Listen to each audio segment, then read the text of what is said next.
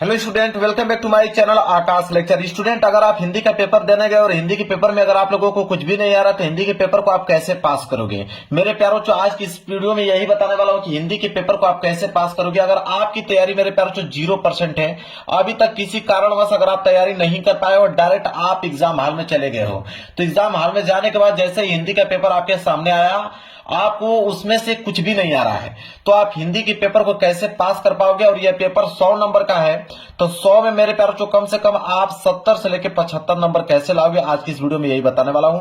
हर साल वीडियो बनाता हूं मेरे प्यारों को, जाके आप चैनल पे देख लीजिएगा। अगली साल वीडियो बनाया था, 2 मिलियन बच्चों ने उस वीडियो को देख के गया था। बहुत सारे बच्चों का कमेंट था कि नहीं सर, आपका जो ट्रिक था काफी हेल्पफुल ट्रिक था और उस ट्रिक की मदद से हम लोग पास हो पाए हैं। और फिर से यही बात बताना फिर से चाहूंगा कि यह ट्रिक वही लड़का लगाएगा जिसके तैयारी 0% है, जो कुछ भी नहीं लिख सकता है, वह इस ट्रिक की मदद से मेरे प्यारों से 70 से लेकर 75 नंबर आसानी से गेन कर सकता है।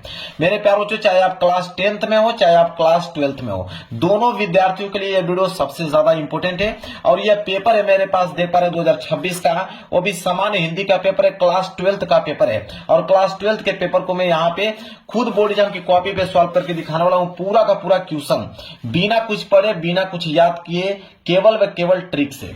मेरे प्यारों को देखिए, यहां पे 2 कैटेगरी के प्रश्न आपके पास बनेंगे। एक आएगा आपका ऑब्जेक्टिव, एक आएगा सब्जेक्टिव। दोनों का ट्रिक बताऊंगा, ऑब्जेक्टिव का भी बताऊंगा, साथ ही साथ सब्जेक्टिव का भी ट्रिक बताने वाला हूं। देखिए, अगर हिंदी के पेपर की अगर हम बात करें, थोड़ा आप समझ लीजिए, तो हिंदी का पेपर मेरे प्यारों को 2 कैटेगरी में बन के आता है।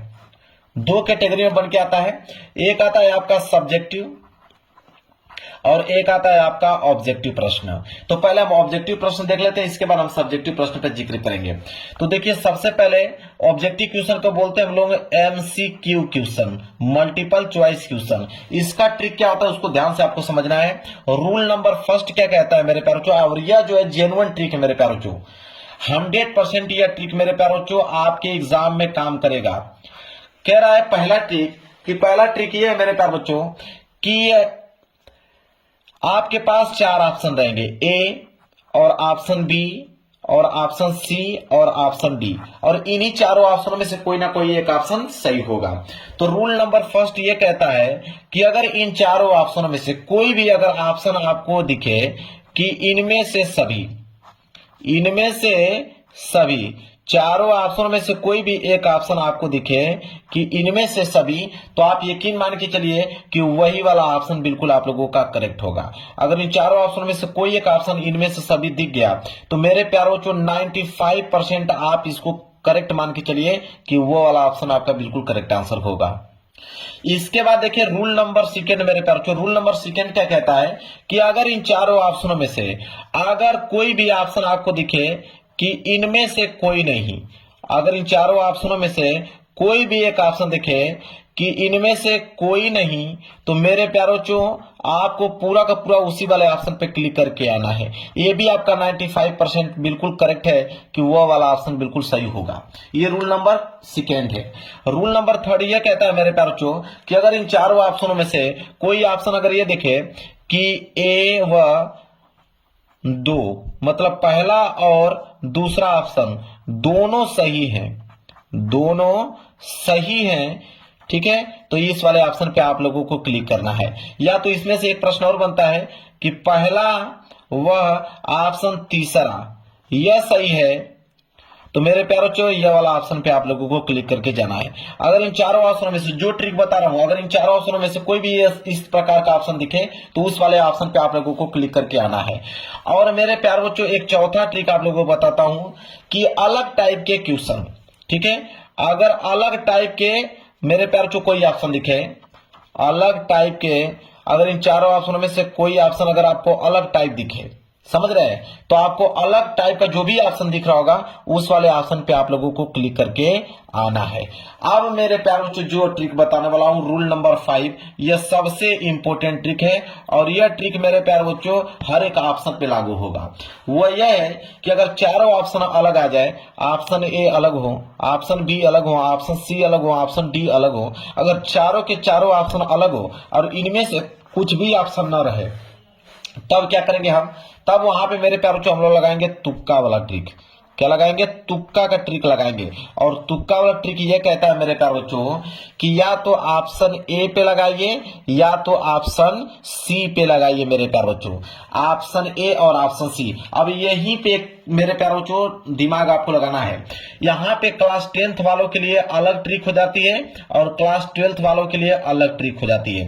क्लास 12th वाले बच्चे जब चारों ऑप्शन अलग हो तो क्लास 10th वाले बच्चों को ऑप्शन बी और ऑप्शन सी पे, ऑप्शन बी और ऑप्शन सी पे मेरे प्यारे बच्चों वहां पे क्लिक करना है, या तो ऑप्शन बी या तो ऑप्शन सी। और क्लास 10th वाले बच्चे ध्यान दें, या तो ऑप्शन ए या तो ऑप्शन सी पे क्लिक करके आना है। तो क्लास 10th वाले बच्चे जब हिंदी का पेपर देने जाएंगे तो उनमें जो वो विकल्पीय प्रश्न आएगा तुक्का लगाने का, तो या तो ऑप्शन ए पे लगाएंगे या तो ऑप्शन सी पे लगाएंगे। और क्लास 12th वाले बच्चे या तो ऑप्शन बी पे लगाएंगे या तो ऑप्शन सी पे लगाएंगे। इस बात को नोट कर लेना मेरे प्यारे बच्चों, यह एक जेन्युइन मेरे प्यारे बच्चों ये ट्रिक है मेरे प्यारे बच्चों, किसी भी सब्जेक्ट में काम करेगा ये ट्रिक। यह है ऑब्जेक्टिव प्रश्न का। अब हम बात करेंगे सब्जेक्टिव प्रश्न का। और ये जो पेपर आप लोगों के सामने में दिखाया हूं इसको पूरा का पूरा सॉल्व करके एक एक प्रश्न का मैं ट्रिक आपको बताऊंगा कि कोई भी प्रश्न आ जाएगा तो उसमें कौन सा ट्रिक काम करेगा। देखिए बहुविकल्पीय प्रश्न यहाँ पे हो जाता है मेरे प्यारे बच्चों समाप्त, और यहां से होगा आप लोगों के सब्जेक्टिव प्रश्न। ठीक है, अब यहां से मैं आपको पूरा एक एक प्रश्न को मैं सॉल्व करके दिखाने वाला हूं।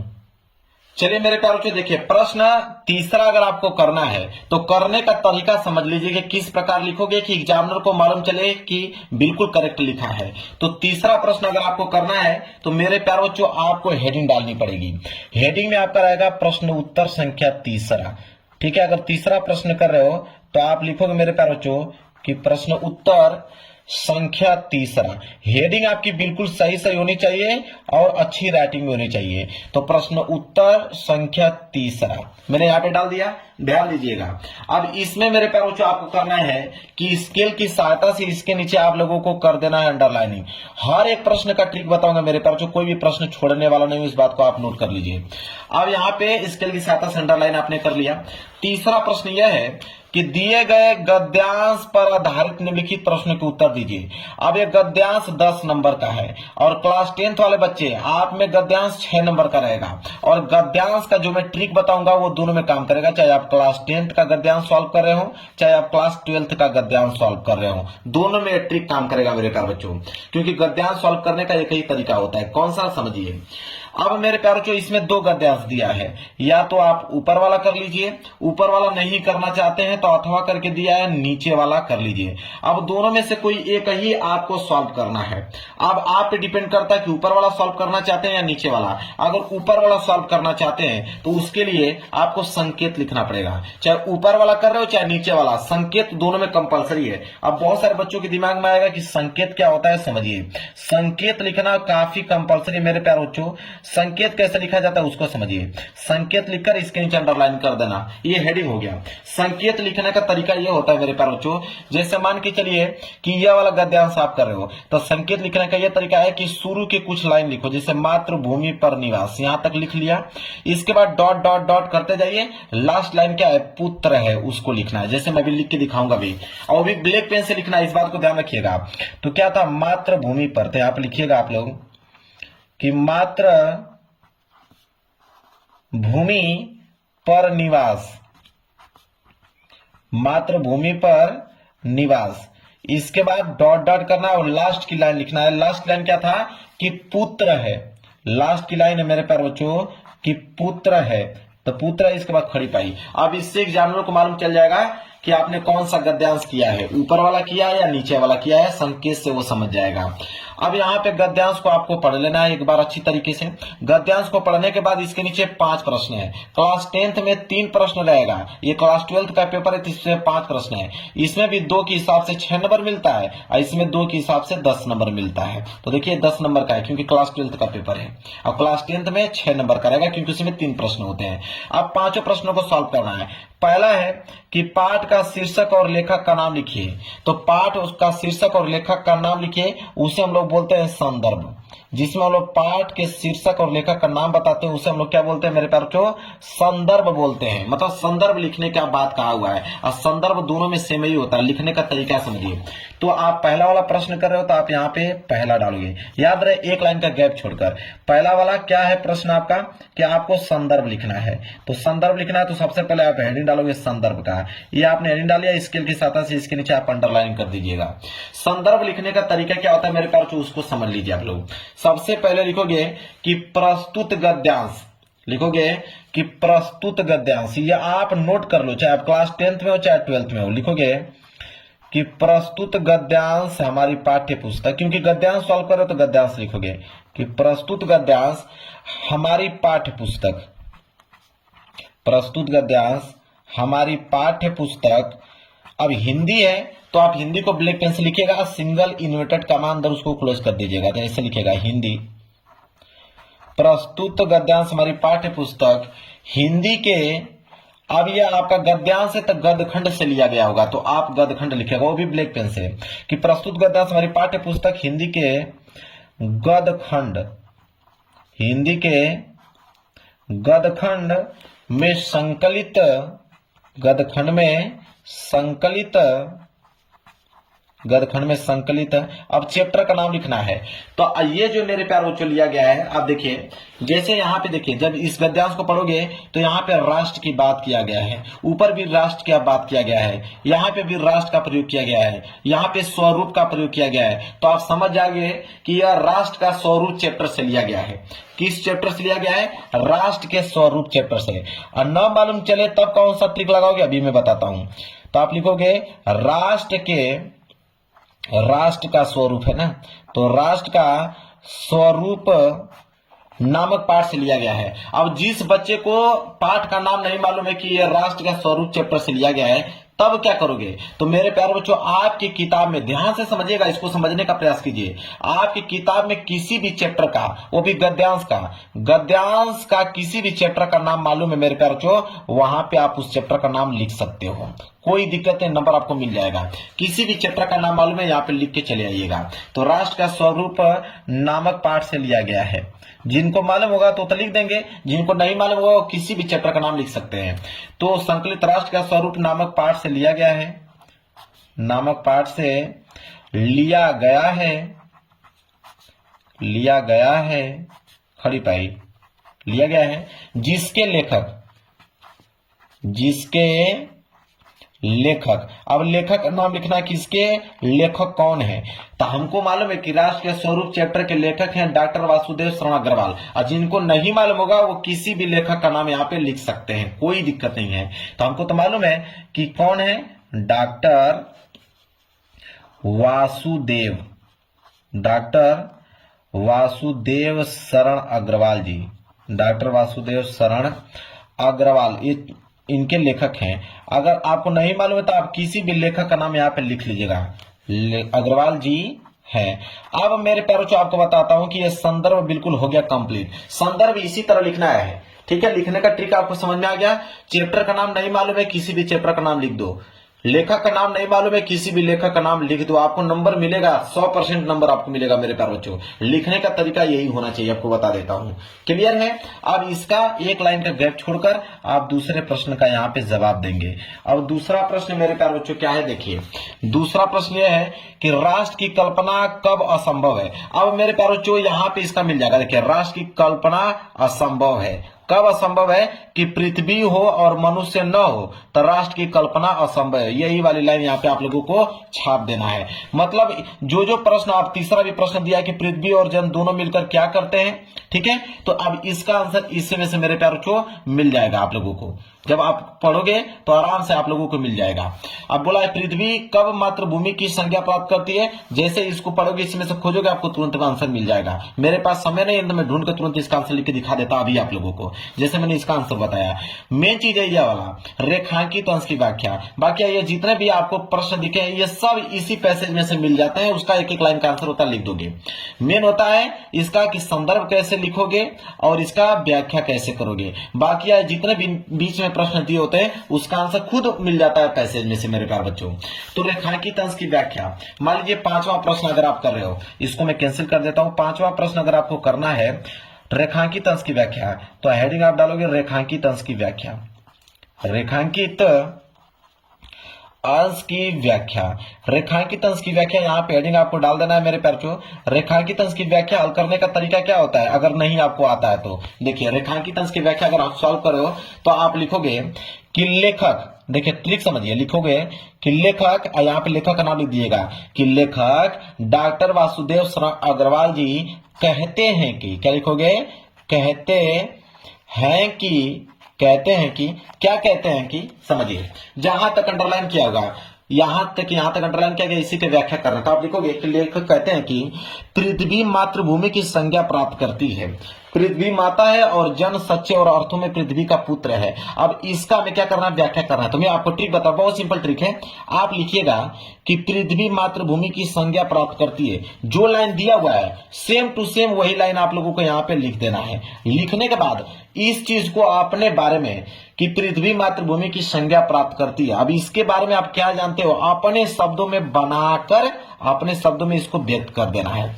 ठीक है, इसके बाद अगला लाइन क्या लिखोगे, अगला लाइन यहां लिखोगे कि पृथ्वी माता है और जन सच्चे अर्थों में पृथ्वी का पुत्र है। इसके बारे में जो भी जानकारी होगी, जो भी चीज आप अपने भाषा में बनाकर लिखना चाहते हैं अगली लाइन में उसके बारे में आप लोगों को मेंशन कर देना है।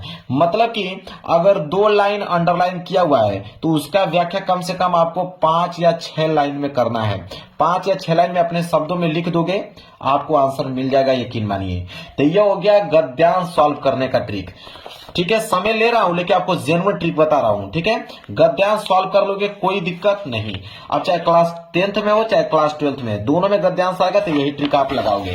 अब बारी आती है मेरे प्यारों को यहाँ पे पद्यांश सॉल्व करने का। पद्यांश सॉल्व करने का ट्रिक यही बता देता हूं मेरे प्यारों को, उसका भी सेम ट्रिक है, सेम ट्रिक है मेरे प्यारों को। अगर आपको पद्यांश सॉल्व करना है तो प्रश्न उत्तर चौथा है तो आप लिखोगे यहाँ पे प्रश्न उत्तर संख्या 4। यहाँ पे क्या लिखोगे 4। इसके बाद संकेत लिखोगे कि आप यह वाला कर रहे हो कि आपको पीछे अथवा करके दिया है यह वाला कर रहे हो, वो संकेत से मालूम चल जाएगा। मान लीजिए यह वाला कर रहे हो, संकेत लिखना है तो तुम मानसहीन, शुरू को लाइन यहाँ पे लिख दोगे, डॉट डॉट करते जाओगे, लास्ट की लाइन क्या है कि संस्कृति समासीन, इसको यहाँ पे लिख दोगे। ये संकेत का काम करेगा, जैसे यहाँ पे संकेत लिख दीजिएगा। इसमें भी मेरे पास जो 5 प्रश्न है, इसमें भी 5 प्रश्न है। पहला प्रश्न बोला है कि उपयुक्त पद्यांश का संदर्भ लिखिए, तो संदर्भ यहाँ पे नहीं डालोगे, लिखोगे क्या कि प्रस्तुत। अब यहाँ पे गद्यांश था तो आप यहाँ पे पद्यांश लिखोगे, बस यहाँ पे पद्यांश, क्योंकि पद्यांश लिख रहे हो, लिखोगे प्रस्तुत पद्यांश हमारी पाठ्य पुस्तक हिंदी के। अब यहाँ पे गदखंड है तो यहाँ पे कर दोगे पदखंड, क्या कर दोगे पदखंड। ठीक है, तो हिंदी के पदखंड में संकलित। अब चैप्टर का नाम मेरे प्यारों जो आपको नहीं मालूम है, जैसे मान के चलिए मुझे तो चैप्टर का नाम मालूम है कि यह बापू के प्रति नामक कविता से उद्धृत है। अगर आपको नहीं मालूम है तो यहाँ पे किसी भी चैप्टर का नाम लिख दीजिएगा। नामक पाठ से लिया गया है जिसके लेखक। ठीक है, अब लेखक नहीं होते मेरे प्यारों जो, ठीक है, पद्यांश के कवि होते हैं। पद्यांश को क्या लिखता है, कवि लिखता है, इस बात को ध्यान में रखिएगा। लिखेगा जिसके कवि, तो जिसके कवि कौन है, तो हमको तो मालूम है कि सुमित्रानंद पंत जी हैं, तो यहाँ पे लिखेंगे हम लोग सुमित्रानंद पंत जी हैं। अगर आपको नहीं मालूम है कि सुमित्रानंद पंत जी हैं तो किसी भी कवि का नाम यहाँ पे मालूम होगा या कवित्री का नाम मालूम होगा, यहाँ पे आप नाम मेंशन कर दीजिएगा, काम हो जाए। ये है यहाँ पे किसी भी पद्यांश का संदर्भ लिखने का तरीका। ठीक है, इसी तरह रेखांकित अंश की व्याख्या, तो रेखांकित अंश का व्याख्या सेम ट्रिक लगेगा, जो मैंने गद्यांश से बताया सेम टू सेम ट्रिक लिखेगा। अब आगे का जो प्रश्न आप दिख रहे हो ये सब प्रश्नों का उत्तर इसी पैसेज में से मिल जाता है मेरे प्यारे बच्चों, कहीं ढूंढने की जरूरत नहीं पड़ता है। क्लियर है, तो गद्यांश और पद्यांश कुछ भी याद करने के लिए बोला हूं, कुछ भी नहीं, सेम टू सेम पेपर से ही सारा का सारा प्रश्नों का जवाब आप दे पाओगे मेरे प्यारे बच्चों। क्लियर, समझ में आ गया। अब आइए अगले प्रश्न की तरफ। प्रश्न संख्या 5वें का क यह है कि निम्नलिखित में से किसी एक लेखक का साहित्यिक परिचय देते हुए उनके प्रमुख कृतियों का उल्लेख कीजिए। अब मेरे प्यारे बच्चों यहाँ पे आ गया साहित्यिक परिचय। कह रहा है कि 80 शब्द में लिखना है। बहुत सिंपल है मेरे प्यारे बच्चों, यहाँ पे एक काम करना है आप लोगों को मेरे प्यारे बच्चों। जैसे बोला है कि हजारी प्रसाद द्विवेदी जी, बोला है पंडित दीनदयाल उपाध्याय, यहाँ बोला है वासुदेव अग्रवाल जी। चलिए तो देखिए ट्रिक क्या होता है मेरे प्यारे बच्चों। तो मान लीजिए अगर हमको लिखना है हजारी प्रसाद द्विवेदी जी का, तो 5वें का क है तो आप डालोगे कि प्रश्नोत्तर संख्या 5वें का क, ठीक है, 5वें का क। अब यहाँ पे हजारी प्रसाद द्विवेदी जी पहला है तो यहाँ पे डालिएगा पहला, ठीक है, क्या डालिएगा पहला, हजारी प्रसाद द्विवेदी जी। मेन चीज ये है मेरे प्यारे बच्चों, आपको नाम मालूम होना चाहिए, डॉक्टर हजारी प्रसाद द्विवेदी। जन्म आपको सन 1907, जन्म स्थान बलिया दुबे का छपरा जिला, पिता का नाम अनमोल द्विवेदी, माता का नाम ज्योतिषमती देवी, मृत्यु 19 मई 1989 में हुआ था, रचनाएं बाण भट्ट की आत्मकथा। यह पॉइंट अगर आपको याद हो गया, इसको बॉक्स में बनाकर घेर देना है। इतना पॉइंट याद हो गया, आगे का मेरे प्यारों बच्चों यहाँ पे जीवन परिचय डाल के लिखना चालू कर दीजिएगा यहीं से कि डॉक्टर हजारी प्रसाद द्विवेदी का जन्म सन 1907 ईस्वी में दुबे के छपरा नामक गांव में हुआ था, ठीक है, और उनके पिता का नाम अनमोल द्विवेदी तथा माता का नाम ज्योतिषमती देवी था, ज्योतिषमयी था। अब मृत्यु डायरेक्ट मत लिखिएगा, उनके बीच में लिख दीजिएगा मेरे प्यारे बच्चों बनाकर कि उनका जीवन बहुत कठिनाइयों से बीता और गणित में कमजोर होने के कारण वो आगे की शिक्षा प्राप्त न कर पाए। घर पे इन्हें हिंदी, उर्दू, फारसी भाषाओं का अच्छा ज्ञान प्राप्त किया, ठीक है, और लास्ट में किसी कारणवश किसी रोग के कारण उनका मृत्यु सन 19 मई और सन 1989 ईस्वी में हो गया। उनकी महत्वपूर्ण रचनाएं थी बाण भट्ट की आत्मकथा। बस बात खत्म। यह होता है जीवन परिचय लिखने का तरीका मेरे प्यारे बच्चों। मेन टॉपिक या संक्षिप्त परिचय याद होना चाहिए, इसी तरह आप लोगों को लिखना है। समझ में आ गया? चलिए इसको भी साइड कर देता हूं। इसी तरह मेरे प्यारे बच्चों कवि का साहित्यिक परिचय आएगा, सेम टू सेम वही ट्रिक लगाना जो मैंने अभी जस्ट बताया। किसी का भी लिख रहे हो, मान लीजिए शंकर प्रसाद जी का लिख रहे हो तो आपको वही ट्रिक लगाना। मैं दिखा भी देता हूं आप लोगों को।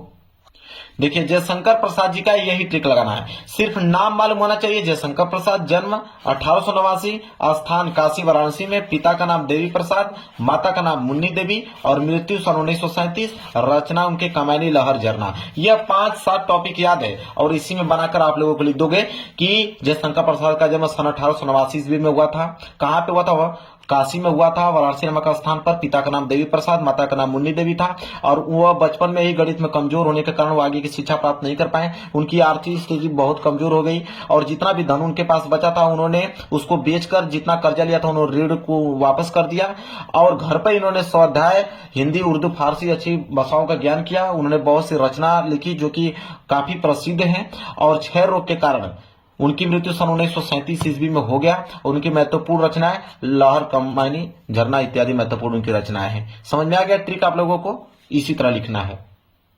इसके बाद मेरे प्यारे बच्चों देखिए, अब खून की रिश्ता या पंचलाइट कहानी का सारांश लिखिए। अब मेरे प्यारे बच्चों पंचलाइट कहानी एक बार आप सबने पढ़ी होगी या खून का रिश्ता कहानी एक बार आपने पढ़ी होगी। तो जो अब बस कहानी है, कहानी तो वैसे भी कोई सुना देता है, आप लोगों को याद हो जाता है। तो अगर एक बार भी आपने पढ़ा हुआ है मेरे प्यारे बच्चों तो इसको आसान शब्दों में लिख सकते हो। 80 शब्द तो भाई अपने तरीके से बनाकर लिख सकते हो। तो ये बहुत आसान है। अगर ये नहीं लिखना चाहते हो तो बहादुर कहानी आपने पढ़ा होगा और लाठी कहानी पढ़ा होगा, तो इन दोनों में से कोई एक लिख दीजिएगा। तो मैं आपसे निवेदन करूंगा कि एक बार इन कहानी को बस इसी तरह सुन लीजिएगा, ठीक है। 5 मिनट सुन भी लोगे ना तो आपके दिमाग में कहानी बैठ जाएगा और उसको अपनी भाषाओं में व्यक्त कर दोगे। इसके बाद है स्वपठित खंड काव्य के आधार पर किसी एक खंड के प्रश्न उत्तर दीजिए। अब खंड काव्य तो मेरे पास जो जिला वाइज जाता है, तो सबसे पहला काम करना है कि इस वीडियो को देख रहे हो तो देखने के बाद अपने जिला का नाम पता करना कि आपके जिले का नाम क्या है। उसके बाद आप पता कीजिएगा कि आपके जिले में कौन सा खंड काव्य पूछा जाता है।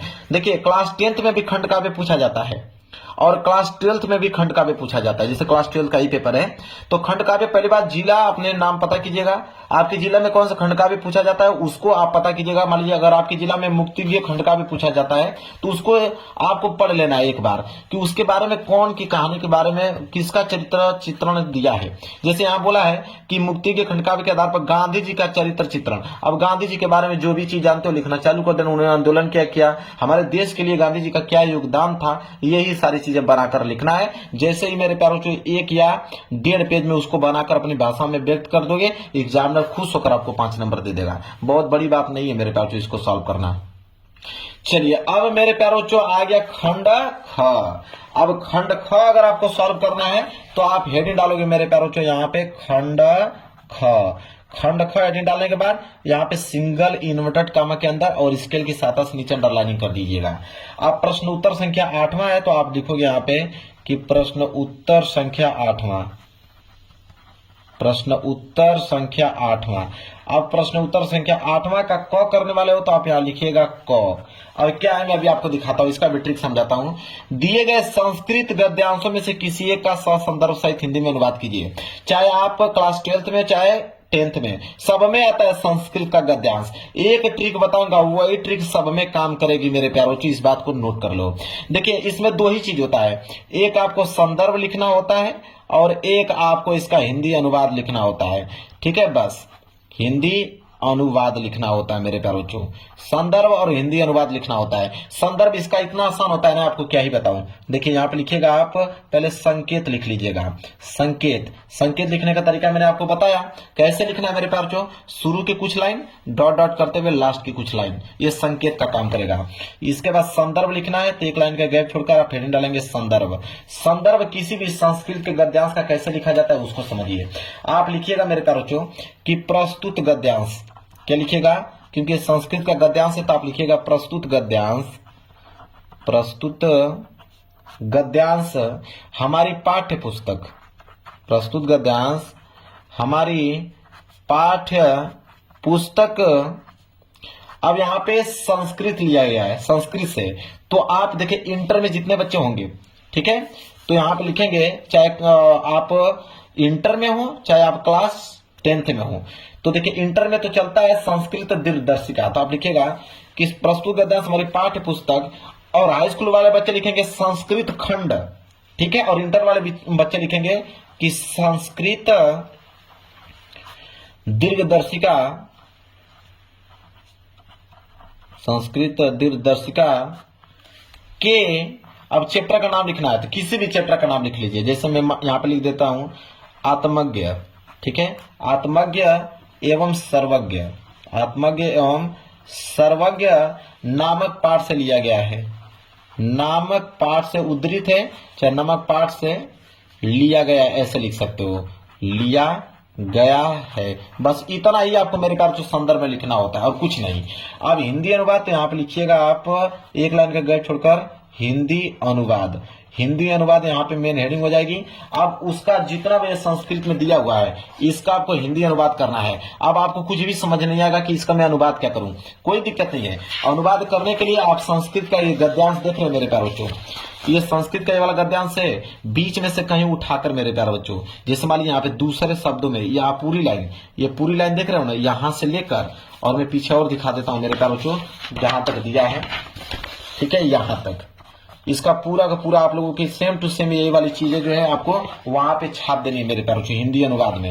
अगर आपको कुछ नहीं आ रहा है तो वो ट्रिक आप लगा सकते हो और अपने तरीके से भी कुछ बना कर लिख देना कि कम से कम 7 से लेकर 8 लाइन तक आपका कंप्लीट हो जाए और एग्जामिनर सोचेगा कि आपने हिंदी अनुवाद लिखा है। आपको नंबर पूरा का पूरा मेरे प्यारे बच्चों आपको वो दे देगा, एक नंबर चा कभी नहीं काट सकता है। तो संस्कृत का गद्यांश करना आपको मालूम चल गया। इसी तरह मेरे प्यारे बच्चों संस्कृत का पद्यांश है।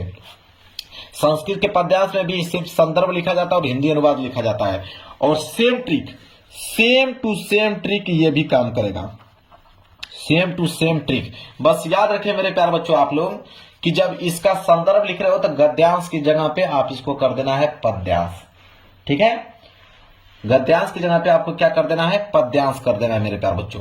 जैसे यहाँ पे लिखा है ना कि प्रस्तुत गद्यांश हमारी पाठ्य पुस्तक, तो यहाँ पे लिखिएगा प्रस्तुत पद्यांश हमारी पाठ्य पुस्तक, बाकी सेम टू सेम ट्रिक लगा दीजिएगा, संस्कृत का पद्यांश भी कंप्लीट हो जाएगा मेरे प्यारे बच्चों, कोई दिक्कत नहीं। बाकी ये तो छोटी छोटी चीजें हैं और मेन चीज किसमें परेशानी होता है, मेन चीज होता है मेरे प्यारे बच्चों, देखिए रस छंद अलंकार, ये तो आप लोग कर ही लोगे अपने से, कोई दिक्कत नहीं है। और ये आपका आता है ये वाला कि अपठित गद्यांश, अपठित गद्यांश आता है, ये बहुत सिंपल होता है। इसमें 3 प्रश्न होते हैं मेरे प्यारे बच्चों और तीनों प्रश्नों के उत्तर जैसे ये पढ़ोगे इसका आंसर इसी में से मिल जाएगा। ठीक है। जैसे बोला है यहाँ पे मेरे प्यारे बच्चों कि जीवन का परम उद्देश्य क्या है, तो आप यहाँ बढ़ोगे ना कि आचरण का विकास जीवन का परम उद्देश्य है। लो आंसर मिल गया, ये पहला ही आंसर यहाँ पे क्या हो गया कि आचरण का विकास जीवन का परम उद्देश्य है। यही पूछा ना कि जीवन का परम उद्देश्य क्या है, तो आप लिखोगे कि आचरण का विकास ही जीवन का परम उद्देश्य है। फिर आचरण के विकास के संबंध में क्या विचार आवश्यक है। ठीक है। अब मेरे प्यारे बच्चों लिखोगे यहाँ पे, जैसे पढ़ोगे कि जब उनका आचरण के विकास के साधनों के संबंध में विचार करना होगा, तो आचरण के विकास के लिए जितने कर्म और उनके सबको आचरण के संगठनकर्ता धर्म के अंग मानना पड़ेगा। ठीक है। इसी को आपको आंसर बना के मेरे प्यारे बच्चों यहाँ पे लिख देना है। फिर आध्यात्मिक और संकटकर्ता शब्दों का क्या अर्थ है, तो आप मेरे प्यारे बच्चों यहाँ पे जब इसको ढूंढोगे, संकटकर्ता का भी अर्थ यहाँ पे मिल गया मेरे प्यारे बच्चों।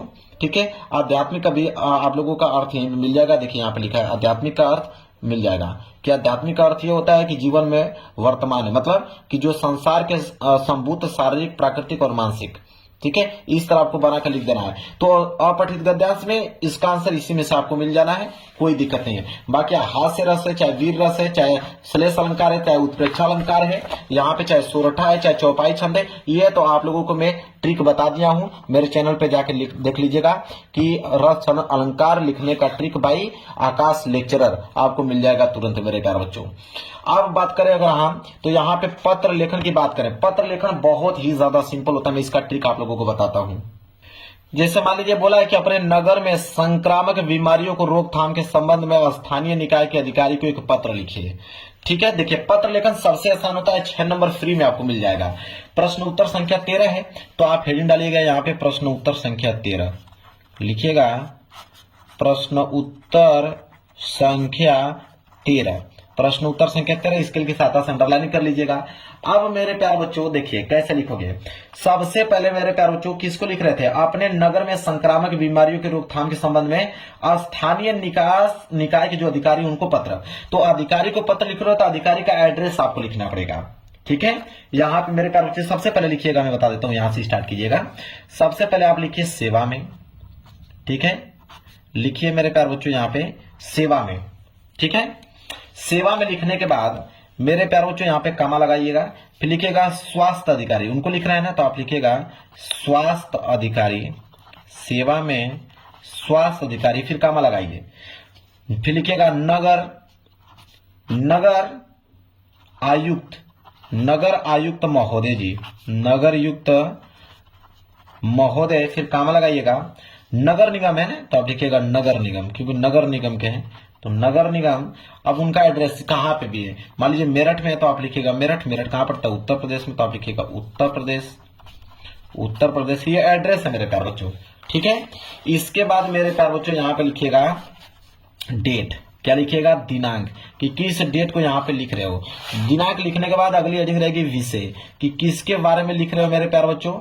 तो यहाँ पे किसके बारे में लिख रहे थे कि संक्रामक बीमारियों के रोकथाम के संबंध में, यहाँ पे लिखिएगा संक्रामक बीमारियों के रोकथाम के संबंध में हम लोग यह पत्र लिख रहे हैं। ठीक है। इसके बाद मेरे प्यारे बच्चों यहाँ पे लिखिएगा मान्यवर, क्या लिखेंगे कि मान्यवर। अब यहाँ से तो बिल्कुल आसान होता है, यहाँ पे क्या लिखिएगा, अपनी कहानी लिखिएगा कि आखिरकार गंदगी फैल रही है किसके कारण। तो यहाँ पे लिख दीजिएगा कि ऐसे लिख सकते हैं कि दुख के साथ कहना पड़ रहा है कि पिछले कुछ दिनों से हमारे नगर में चारों ओर जो है वो गंदगी फैली है, जिसके कारण नगरवासियों को काफी कष्ट हो रहा है। नगर में जहां तहां सड़कों पर गलियों में पानी बहता हुआ नजर आ रहा है, कूड़ा कचरा बहता हुआ नजर आ रहा है, जिससे पशुओं को मतलब वहां पे जमावट फैला हुआ है। चारों ओर फैली गंदगी के कारण पूरे नगर में मक्खियां और मच्छर फैल गए हैं, और जिससे तरह तरह से बीमारियां फैलने का डर बना हुआ है। आपसे निवेदन है कि हमारे नगर में जल्दी से जल्दी साफ सफाई करवाएं, ताकि नगरवासियों को, ठीक है, अच्छा जीवन, मतलब जो नरकीय जीवन है वो नरकीय जीवन जीने से क्या हो, छुटकारा मिल सके हमें। इतना लिखने के बाद लास्ट में यहाँ पे लिख दीजिएगा धन्यवाद। लास्ट में यहाँ पे लिख दीजिएगा धन्यवाद, और यहाँ पे प्रार्थी, मतलब प्रार्थी का नाम होना चाहिए यहाँ पे क ख ग, बस बात खत्म। अब इससे आसान तरीका कोई नहीं बताएगा, पत्र लेखन बहुत सिंपल है, नंबर उठ जाता है इसका। इसके बाद एक और बच गया आपका निबंध। तो निबंध में मेरे प्यारे याद रखिए, यहाँ पे आपके 5 निबंध है, इन 5 में से किसी एक विषय पे निबंध लिखना है। जब भी निबंध लिख रहे हो इस बात को ध्यान रखिएगा कि पहली हेडिंग होना चाहिए प्रस्तावना, इस बात को नोट कर लो। पहली हेडिंग प्रस्तावना होनी चाहिए और लास्ट की हेडिंग होना चाहिए उपसंहार। तो प्रस्तावना और उपसंहार, पहली हेडिंग प्रस्तावना होनी चाहिए, लास्ट हेडिंग उपसंहार, और बीच में कम से कम 5 या 6 हेडिंग बीच में होना चाहिए। ये बात बता देता हूं, क्योंकि 9 नंबर मिलता है। क्लास 12th वाले बच्चे 9 नंबर के लिए, क्लास 10th में 7 नंबर का निबंध पूछा जाता है, इस बात को ध्यान रखिएगा आप। तो 5 से लेकर 6 हेडिंग बीच में होना चाहिए, और पहली हेडिंग प्रस्तावना और लास्ट हेडिंग उपसंहार होना चाहिए। इतना काम अगर आपने कर दिया तो आपको निबंध पे पूरे 9 के 9 नंबर मिलने वाले हैं। अब मेरे पास ये पेपर हो गया बिल्कुल समाप्त।